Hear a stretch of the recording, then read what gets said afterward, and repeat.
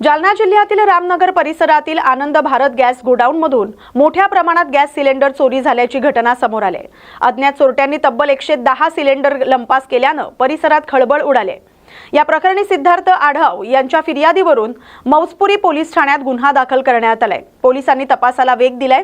चोरी 14 ते 16 मार्च दरम्यान घडल्याचा अंदाज व्यक्त केला जातोय। पोलिसांकडून संशयितांचा शोध सुरू आहे। लवकरच आरोपींना अटक करण्याचा विश्वास व्यक्त करण्यात येतोय। परिसरात सुरक्षेची उपाययोजना वाढवण्यात आली। आखाती देशात सुरू असलेल्या युद्धामुळे गॅसचा देशभरात मोठा तुटवडा निर्माण झालाय।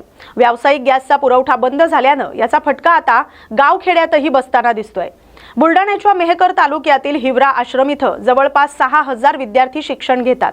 त्यापैकी 3000 विद्यार्थी हे गुरुकुलमध्ये राहतात। त्यांचं दररोजचं 2 वेळेचं जेवण हे आता चुलीवर बनवावं लागतंय।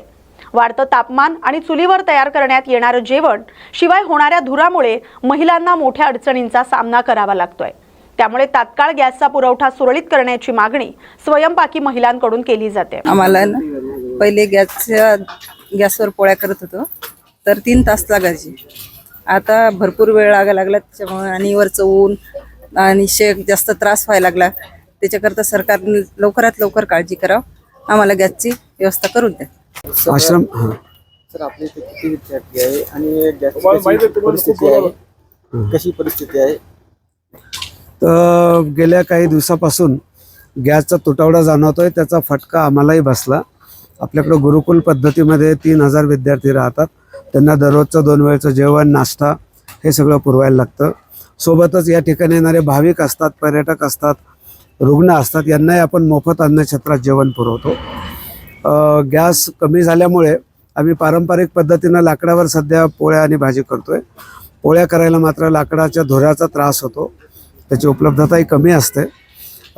इमर्जन्सी म्हणून काही सिलेंडर आमच्याकडे आहेत उपलब्ध, पण माननीय मुख्यमंत्र्यांनी काल जाहीर केलं की लवकर हा प्रश्न सुटेल।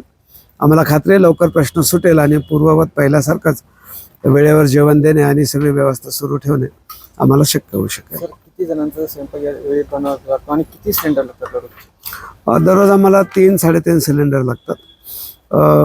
विद्यार्थी कमी झाले किंवा भाविकांची संख्या कमी झाली तर कमी लागतात, पण त्याच्यावरच आपण स्वयंपाक करतो। जिल्हा प्रशासनाकडे या संदर्भात किंवा जिल्हा प्रशासनाकडे आम्ही अजून गेलो नाही, पण त्यांचं आम्हाला पूर्ण सहकार्य असतं। त्यांनी सांगितलेलं आहे की अडचण आल्यावर संपर्क करा।